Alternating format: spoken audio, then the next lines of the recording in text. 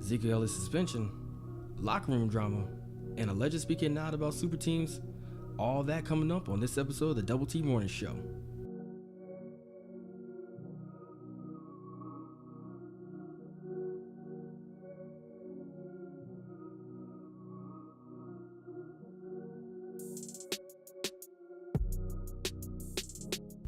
Good morning, everybody. Welcome to the Double T Morning Show, presented by TurkToeShow.com.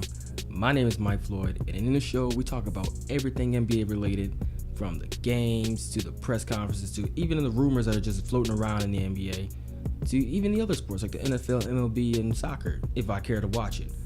And to kick things off, we gotta talk about Ezekiel Elliot. Now, Ezekiel Elliot, for you guys that don't know, was served a 6-game suspension by the NFL for violating the personal conduct policy. What this meant was that he got in some trouble over the summer. A young lady claimed that he assaulted her, and it went to the courts. The police, they didn't find anything wrong, but the NFL decided to still hand down a 6-game suspension. Well, of course, Ezekiel Elliott, his representation, the Dallas Cowboys, Jerry Jones, decided to appeal this, stating that there was nothing wrong, there was no actual evidence of this action actually happening, and he managed to get one of the judges to put a stay on the actual ruling by the NFL. Well, the NFL, being the NFL, decided, hey, we're going to appeal this in the Fifth Circuit Court of Appeals, and the Fifth Circuit decided to put a stay on that appeal. So now Ezekiel Elliott has to deal with the 6-game suspension. Now, in my opinion, Ezekiel Elliott really hasn't done much. The Cowboys running game has not looked like what anybody's expected coming into the season. Ezekiel Elliott only has 393 yards on 105 carries and good for 3.7 yards a carry. So what this means now is that they got to rely more on Alfred Morris. Dak Prescott's actually going to have to move out of the pocket a little bit. It's going to put more pressure on Dak Prescott playing these games now. So right now, they're actually on their bye week. But since this ruling came down, Ezekiel Elliott cannot be in the actual practice, meaning he can't even go into the actual training facilities. So looking at their schedule, they have the 49ers, Redskins, Chiefs, Falcons, Eagles, Chargers. So just those 6 games alone, 49ers, they haven't beat anybody yet, so that might be a gimme game. The Redskins have been playing pretty hard. Their defense has stepped up. The Chiefs, as of the recording of this video, they're 5-0. That defense is playing phenomenal. Falcons defense, love their defense. The young safeties and that young defense is playing really hard. Eagles defense, we all just saw what they just did to Cam Newton in Carolina. They just stepped it up. And the Chargers, they're playing really tough too. So by the time he comes back, they're going to be playing against the Redskins again, the Giants, who don't have anybody to actually throw to. All the receivers are gone. The Raiders, who are hit and miss right now. The Seahawks, who always have a good defense, and the Eagles. So I think, honestly, me personally, if I was Ezekiel Elliott, I would have took that suspension in the beginning of the year instead of closer to the end. This is in the middle. I think that with their offense alone and the running back by committee that they're going to have to do, they should be in the hunt with a couple of these games, especially like the 49ers, the Redskins. In my opinion, they could beat them. The Chiefs is going to be a tough game. Everybody's gunning for the Chiefs right now. They are undefeated for a reason. Andy Reid has stepped this game up this year. The Falcons, they're hungry for a Super Bowl repeat. The Eagles, they're playing like world beaters right now. They're 5-1. And the Chargers. So, they're going to have to step it up. This is going to prove what Dak Prescott can do. It's going to prove what the rest of that offense can do. As of right now, a lot of those defenses, they figured out how to stop Ezekiel Elliott from running. Like I stated earlier, he's not really getting that many yards. He's only 393 yards on 105 carries.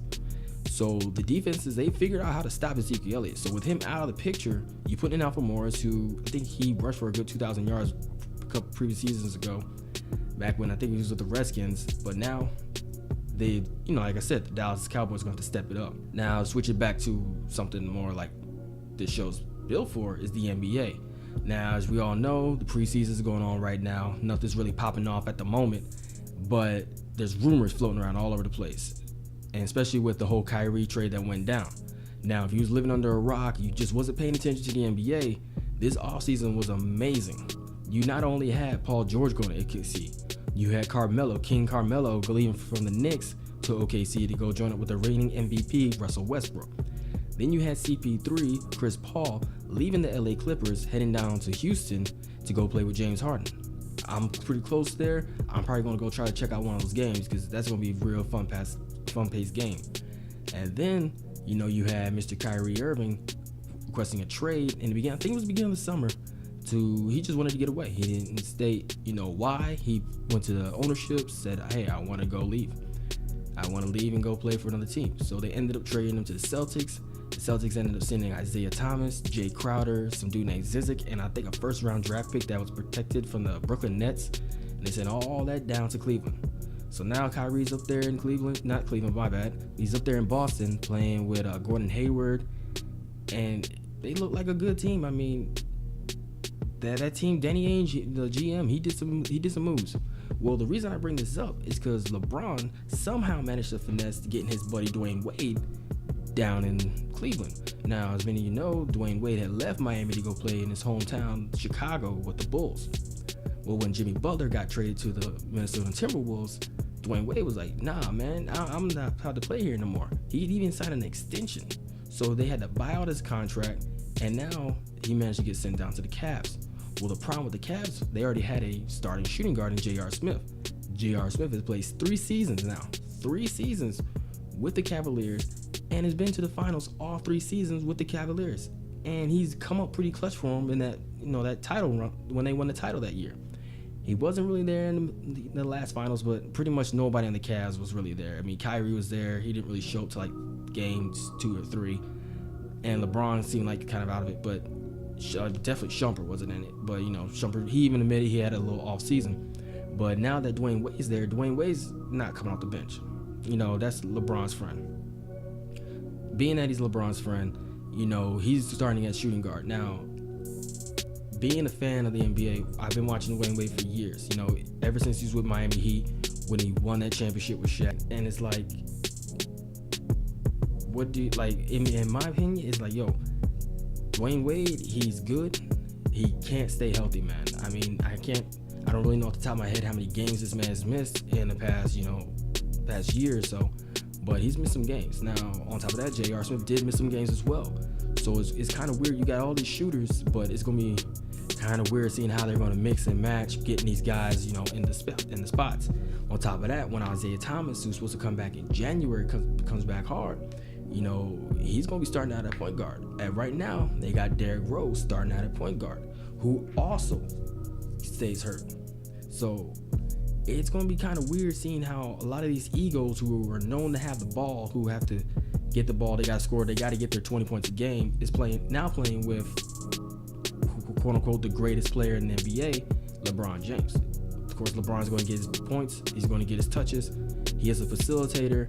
I do think having a veteran like Dwayne Wade on the team is going to help him out. He's not going to have to do as much, but the egos are going to have to be like kind of, tempered for a while. There's already talks that J.R. Smith and Amon Shumpert and even Tristan Thompson, who had to go sent to the bench because Kevin Love's now starting at the 5 as a center, he's now playing off the bench. So a lot of these guys are like, maybe the whole Kyrie thing, Kyrie saw this happening from the jump, and he's like, yeah, I'm not about to have this, I'm gone. So maybe we might see some more moves happening, if not in the middle of the year, in the next year. Plus, on top of that, LeBron's supposed to be leaving. Well, according to the news, it's supposed to be leaving, so he might be going to the Lakers to go join up with Lonzo Ball. But that's a whole different story.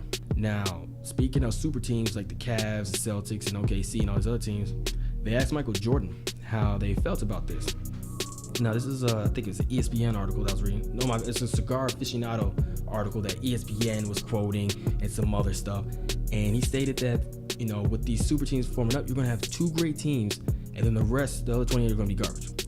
So we've already seen that. We saw that last year. We saw the Golden State Warriors, great team. You had KD, you had Steph, you had Klay Thompson, you had Draymond Green, Andre Iguodala, like a balling team, versus the Cavs. You had LeBron, Kyrie, JR, Korver, Kevin Love, everybody else. This is just all-star teams, and now everybody's wanting to team up with everybody, and it's like it's making it kind of unwatchable in a way. I mean, it's kind of exciting, seeing those 2 powerhouses battle it out in the finals, going down to game 7s if they make it that far. But during the regular season, who wants to sit through games like that? Like, who wants to go see OKC play the Hawks? Who wants to see Russell Westbrook dropping like 40 points with 50 assists every single night. It's no competition. It really isn't. I mean, it's good for, the owners. They're making their money, and it's good for your team if you live in one of those states, or like you represent one of those cities. Like I represent the Spurs right now. I mean, I'm close by to San Antonio. I just like what they do, but they're not really a super team. They got their one-star player, Kawhi Leonard. Tim Duncan retired. I'm still rocking his jersey, number 21. You got your Manus, you got your, Tony Parkers, you got your Marcus Aldridge, but they're not a quote-unquote super team like the Golden State Warriors. So it's like the West is stacked. It's going to be some great competition out there, I'm still looking at the Trailblazers out there. I'm still looking at Denver. I write about them all the time in my Top of the Key blog that you can check on turftoeshow.com. And it's just, there's no real competition out in the East. So I can see what Jordan's saying. He's saying that, there's got to be something done about all these superstars joining up with one another. And they all want to get the KD treatment. They all play to play, get a ring. Pretty much what it comes down to. They all want to get a ring. They all get money for these shoe deals. Some of these cats are going over to China. Like I think CJ McCollum just got another shoe deal with some Chinese company. They don't really need the money more. They got the max contracts, but they make their money off of endorsement deals. So they're all chasing those rings. You just didn't. I mean, in the 80s, you did see guys teaming up a little bit, but not to this extent. You had your Jordans, you had the Bulls, you had your Pistons, you had your Houstons. I mean, but Houston only had one guy, Hakeem, but you didn't really see a Magic and a Bird joining forces to win championships. They just played with whoever they had. And then, I mean, yeah, you had Jacoby's who had, won the championship with Shaq, but then he ended up winning without Shaq. Took him a while to do it, but he still did it. I mean, I look at it two different ways. I mean, I like the fact that these guys are balling out. They are fun to see, but it is kind of killing the league. And then again, if you got drafted into the NBA, you're supposed to be a superstar, so you should be able to play, man. I mean, you got to step your game up. But who am I to say? I don't play in the NBA, so maybe it's a little bit different for these guys. So lastly, what I want to touch on is fantasy basketball. I figured this year, I play a lot of fantasy football. Why not try fantasy basketball? So if anybody got any tips or tricks, for fantasy basketball, I never tried it, so it's my first year doing it. Just hit me up at admin@turftoeshow.com. Let me know what's the best leagues to play in, or like what websites like ESPN, or NBA.com, or Yahoo. I think Yahoo still exists somehow. They still got leagues, so just let me know in the comments. Well, that wraps it up for the Double T Morning Show. Like I said, my name is Mike Floyd, and you can follow us on Turf Toe Show on Facebook, Twitter, Instagram. We got the website turftoeshow.com. We got content coming every Monday. We're gonna try to drop this every Monday, Wednesday, and Friday. We have the Turf Toe Show, the actual flagship show, every Thursday. That's where we discuss everything from football, some baseball, everything. That's where it's me, Mr. 313 and Mr. 303. And we just pretty much trash everybody that's just garbage, the 49ers. And you can also check out my blog, Top of the Key. I'm from New York, so I'm a Knicks fan. I don't have any Knicks jerseys right now. Kind of lost them in the fire. So I'm about to get some more. But if the Knicks keep playing like garbage, I don't know, man. I might still get some. You got to represent for the home team. But until next time, guys, peace.